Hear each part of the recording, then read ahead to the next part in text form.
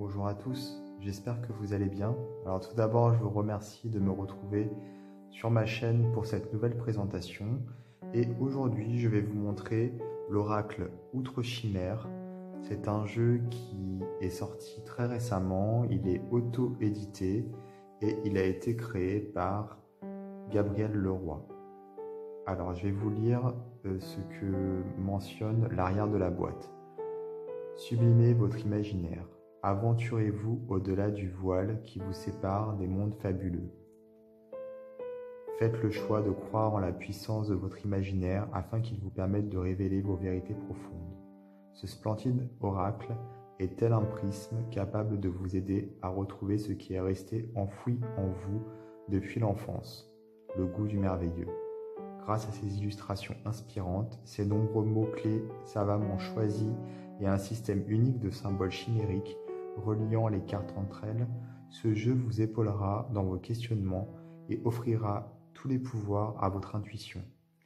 Donc, ce coffret est composé de 49 cartes, un livret couleur de 160 pages et un pochon de rangement. Alors la boîte est vraiment très jolie.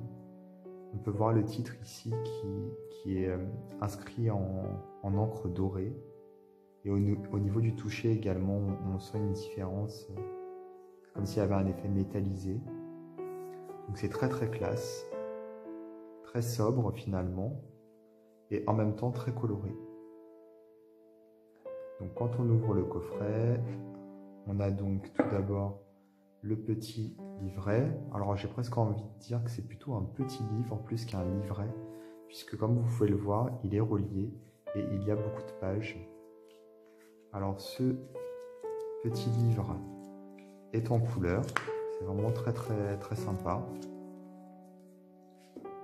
Et donc le pochon qui est aux couleurs du jeu, donc doré, avec les cartes à l'intérieur.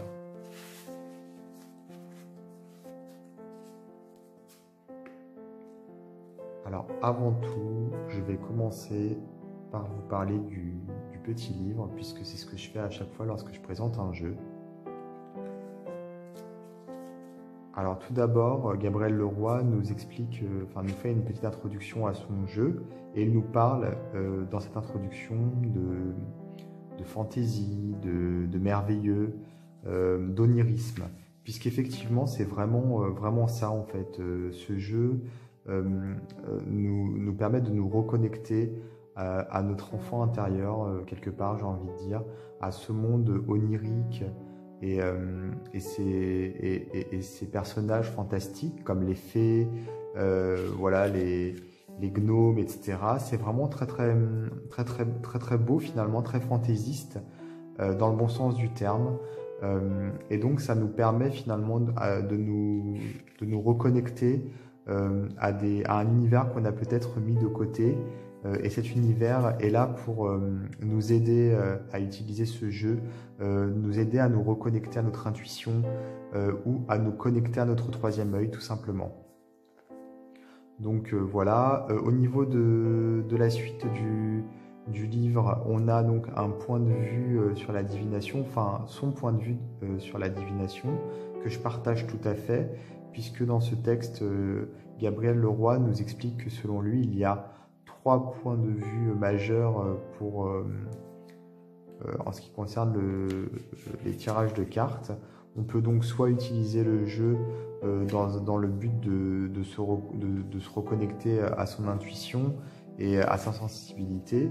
On peut également l'utiliser afin lorsqu'on tire les cartes, d'exposer une situation donnée sur la table, ce qui nous permet en fait de prendre du recul face à la situation, puisqu'en fait en voyant les cartes, en les ayant en face de soi, que ce soit pour soi-même lorsqu'on se tire les cartes à soi-même ou lorsqu'on les tire à quelqu'un d'autre, le tirage nous permet finalement d'exposer une situation, de la rendre concrète avec les cartes, et donc ça entraîne une sorte de recul, de recul, comme si on prenait du recul par rapport à une situation donnée, et ça nous permettait d'y voir un peu plus clair.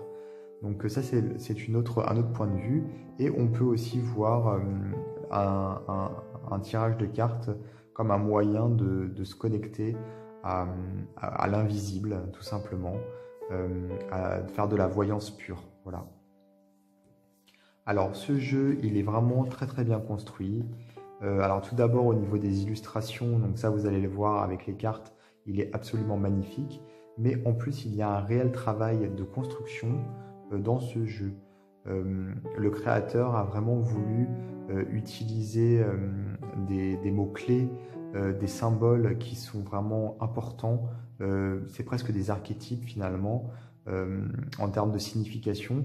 Et donc ces symboles et ces mots-clés sont essentiels dans la vie finalement de tous les jours et dans une vie même en entier. C'est-à-dire qu'ils n'ont pas été pris au hasard. Il dit qu'il a hésité entre de nombreuses significations, de nombreux mots-clés, de nombreuses cartes, et il a retenu certaines puisque ce sont des cartes qui peuvent être utilisées vraiment d'une manière concrète en termes de signification, et les significations sont suffisamment ouvertes également pour que le cartomancien puisse faire confiance à son intuition en fait, et pouvoir interpréter la signification des cartes en fonction de son tirage. Donc c'est ça qui fait que le jeu est vraiment puissant, bien travaillé, et en plus il a vraiment voilà, un système qui lui est propre, très original. Alors on va revenir dessus par la suite. Là tout d'abord je voulais vous parler des catégories de cartes puisqu'il existe différentes catégories. On a tout d'abord les cartes qui sont liées à la dynamique. Donc ici dans le livret on voit les fameuses cartes qui sont liées à la dynamique avec leur nom. Et ce qui est très intéressant, c'est qu'en plus, pour expliquer la catégorie, Gabriel Leroy a écrit un texte qui reprend finalement les mots-clés des cartes en question. Et avec ce texte, il les articule les unes avec les autres et il délivre également un message. Donc c'est vraiment très très bien fait, très très bien écrit. Il ne s'est pas juste contenté de catégorifier les cartes et enfin de les classifier et point barre. Là non, il a vraiment voulu faire quelque chose de fluide en fait, de construit. Il fait ça donc, enfin il a fait ça pour toutes les catégories. Là on a les cartes qui sont liées au temps. Ensuite on a les cartes liées aux avoirs, les cartes liées aux perceptions, puis les cartes liées à l'être et les cartes liées aux relations. Alors il explique également que chaque carte a une ambivalence et a une carte opposée qui communique avec elle, c'est-à-dire que les cartes vont deux par deux et chaque carte a sa sœur jumelle, en gros sa carte jumelle, donc qui peut être l'opposition parfaite de la carte ou qui vient contrebalancer la carte.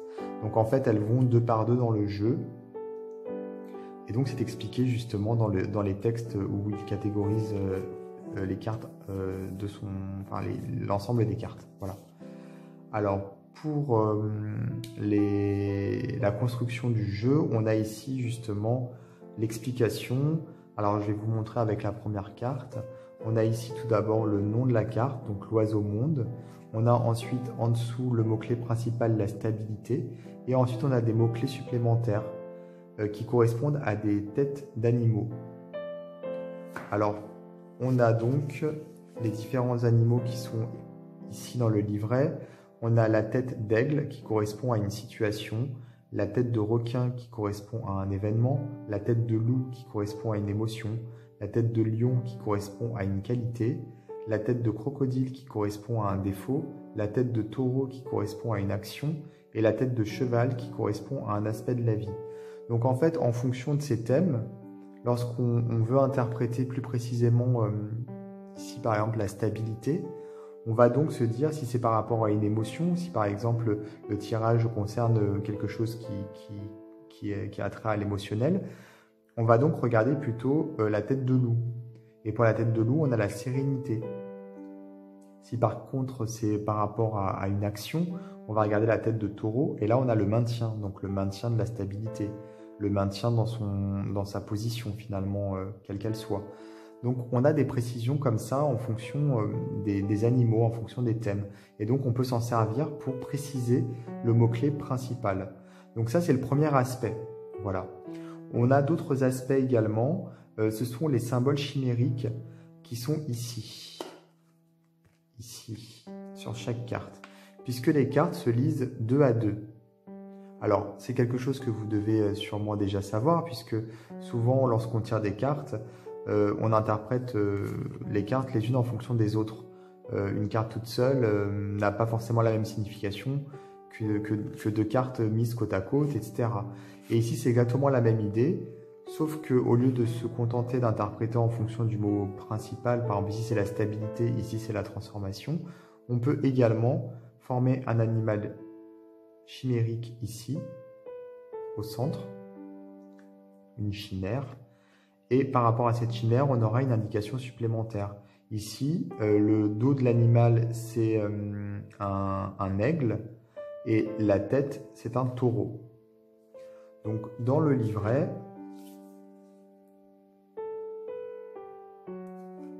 nous avons justement la possibilité de voir alors le dos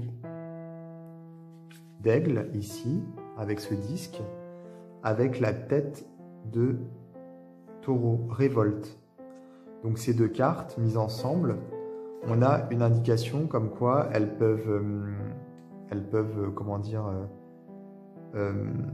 mettre en évidence une certaine révolte. Donc, pardon, je me trompe, c'est comme ça, excusez-moi. Donc en fait, je me dis, en voyant ça, moi je me dis, voilà, on a la stabilité d'un côté, on a la transformation de l'autre, avec le maintien ici, qu'on retrouve là.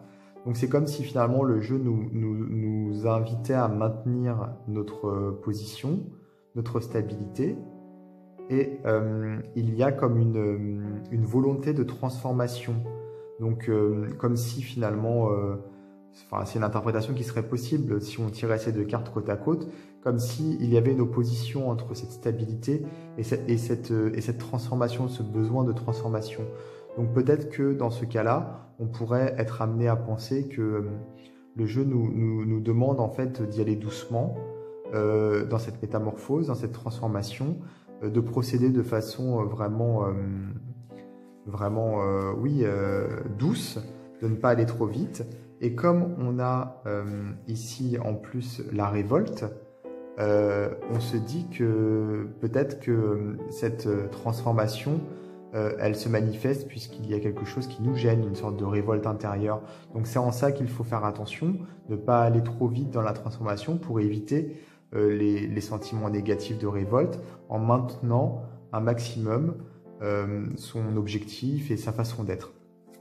Donc voilà, je voulais juste vous montrer en fait comment le jeu fonctionne et comment on peut utiliser les différentes chimères et les différents symboles sur les cartes pour pouvoir préciser la signification des cartes. Donc ça, c'est un premier aspect. On peut également, en plus d'interpréter les cartes 2 par 2 au niveau du tirage, on peut quelquefois aussi être amené à recouvrir certaines cartes, comme vous devez sûrement le faire régulièrement. Moi, je le fais très souvent. Quand je vais avoir une précision sur une carte, je la recouvre. Et en recouvrant, on peut faire la même chose. On peut regarder ici comment l'animal ici, à quoi il correspond là pour pouvoir avoir une précision. Et on peut aussi se mettre les 2 cartes côte à côte pour avoir une précision supplémentaire. Donc en fait, si vous voulez, ce système, il est valable lorsqu'on a des cartes qui sont juxtaposées côte à côte, mais on peut aussi l'appliquer lorsqu'on recouvre les cartes. Voilà. Donc en fait, c'est vraiment un système qui est innovant, puisque moi, je ne l'avais jamais vu nulle part avant, très original et surtout qui permet d'avoir des précisions, d'avoir des choses qui sont plus, des significations qui sont plus pointues en fait. Voilà. Donc ça, c'est donc le système du jeu qui est construit comme ça. Et en plus, on a dans le livret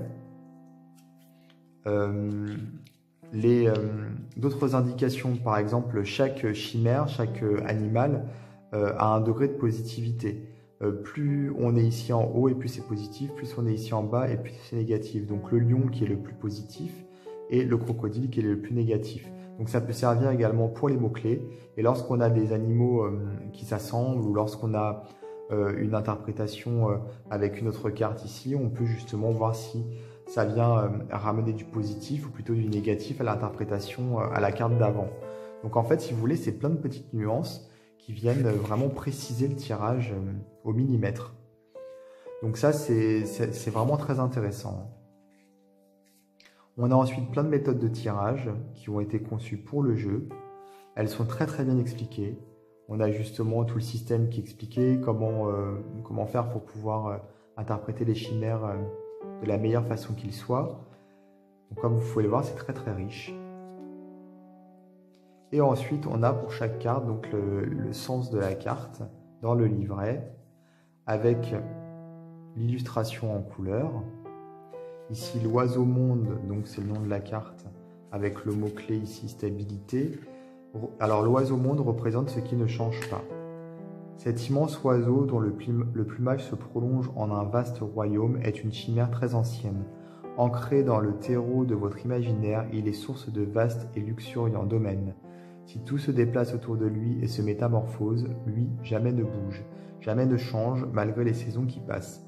Alors même si pour vous tout se bouscule alentour, ressentez cette chimère ancestrale en vous, constante et immuable. Gardez pleine confiance en vos racines. Parfois, l'heure n'est pas au changement, mais à la préservation de votre intégrité. Ensuite, on a des exemples d'interprétation, avec ici situation qui reste identique, quelqu'un ne change pas d'avis, un déplacement prévu est annulé, quelqu'un n'ose pas se remettre en question, la nature d'une relation reste la même, carrière stagnante, état de santé stationnaire. Autre piste intuitive possible, profusion, inspiration, élégance. Et ici, on a les mots-clés qui sont également là, sauf qu'à la place d'avoir la tête de lion, par exemple, enfin, la tête de lion ou la tête de taureau, peu importe, on a les champs d'action de chaque chimère, puisqu'effectivement, chaque chimère est associée à un domaine de prédilection particulier, comme je vous disais ici, on les a là dans le livret. Donc là, par exemple, pour situation, c'est immobilité, événement, c'est paralysie, émotion, sérénité, qualité, constance, défaut, rigidité, action, maintien et quotidien, racine. Donc ce sont les mêmes mots-clés qu'on a ici, sauf qu'ici on a des symboles et ici on a les champs d'action. Donc c'est pour toutes les cartes, c'est comme ça. C'est très très bien construit.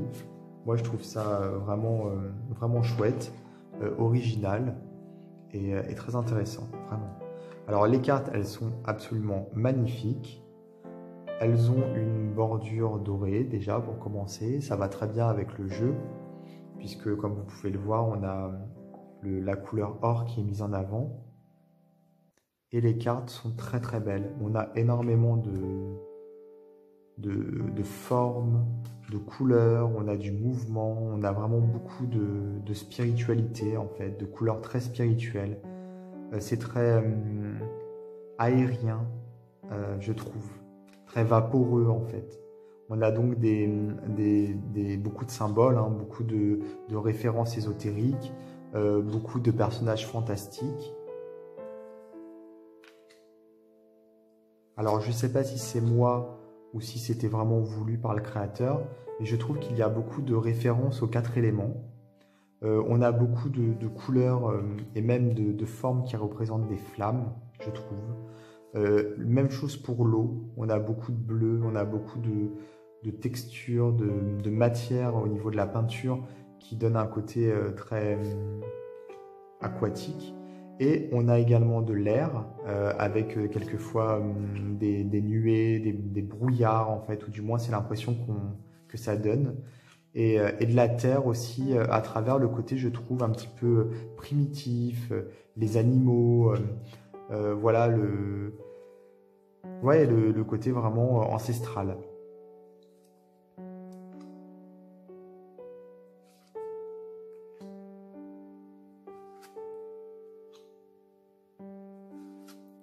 Alors cette carte, je la trouve absolument magnifique. Elle me fait penser à un tableau de Van Gogh, c'est la cathédrale d'Anvers. On retrouve un peu le même style, les formes qui sont très arrondies, très oniriques. Alors peut-être que Gabriel s'en est inspiré pour cette carte, je ne sais pas. En tout cas, ça me fait penser à Van Gogh, oui. C'est très très joli. En plus, comme il y a énormément de formes, on peut donc laisser libre cours à son intuition et à l'interprétation. On peut voir des visages là où il n'y en a pas forcément, des formes, des chemins. Donc c'est vraiment très très bien pensé, très très bien construit. Alors peut-être que vous connaissez déjà Gabriel Leroy puisqu'il avait dessiné les cartes de l'oracle L'Absolu qui était en collaboration avec Ange de Gaïa. Donc on retrouve son style forcément. Et là par contre ce jeu a été vraiment conçu et créé par lui uniquement, donc pour le texte, pour les cartes, pour la construction. Et le livret est vraiment très très bien écrit. Alors très bien écrit dans le sens où on sent le travail, on sent qu'il a, voilà, on dirait presque un travail de mathématicien en plus d'un travail d'artiste. Donc ça c'est vraiment, vraiment le top, quoi, puisqu'en fait on a vraiment les deux aspects. Mathématicien dans le sens où tout est très très bien construit, très très bien expliqué, très cohérent. Et puis forcément le côté artistique qu'on ne remet plus en question, puisque c'est vraiment absolument splendide et très personnel également, je trouve. On a vraiment son univers, on a des personnages qui sont, oui, personnels quelque part, son style, et en même temps, je pense que ce jeu, même s'il est personnel, il est très ouvert et il parle à tout le monde, ou du moins à beaucoup de monde, hein, puisque voilà, il touche vraiment, que ce soit par les formes, les couleurs ou les personnages. Alors tout le système divinatoire ici avec les chimères, les mots-clés, etc., on peut très bien ne pas l'utiliser aussi. Donc ça, c'est clairement dit dans le livre, mais de toute façon, c'est du bon sens, effectivement. On peut très bien uniquement se fier aux illustrations ou alors au nom de la carte ou au mot-clé principal, et on peut occulter complètement tout ce qui est chimère, tout ce qui est les animaux, les significations plus précises. On peut très bien ne pas les utiliser si on n'est pas à l'aise. Chacun fait comme il le sent, et justement, c'est ça qui fait que le jeu est bien, puisque si on est à l'aise, on peut les utiliser. Si on ne l'est pas, on ne les utilise pas. Alors ici, on a, comme dans le livret, les disques, enfin les demi-disques, où on peut retrouver les significations des chimères qui sont recomposées lorsqu'on met deux cartes côte à côte. Et ici, on a, pareil dans le livret, il y a aussi donc les champs d'action de chaque chimère. Et on a ici la jauge de positivité, finalement. Ici, c'est le plus positif, ici, c'est le plus négatif. Et la sémantique, donc d'autres mots-clés. Comme ça, on peut très bien mettre le livret de côté et utiliser uniquement les cartes. Donc voilà pour ce jeu que je trouve vraiment très très intéressant. En plus, j'ai eu une petite carte postale du créateur. Donc ça, c'est vraiment sympa. Donc il est absolument magnifique ce jeu. Et je vous conseille fortement de l'acquérir. D'ailleurs, je vais vous mettre le lien de la boutique du créateur. Comme ça, si vous voulez vous le procurer, ce sera plus facile pour vous. Moi, je vous dis à très très bientôt pour d'autres vidéos. Et n'hésitez pas à vous abonner à ma chaîne YouTube si ce n'est pas déjà fait, afin d'être prévenu des prochaines vidéos que je posterai. Voilà, à très bientôt.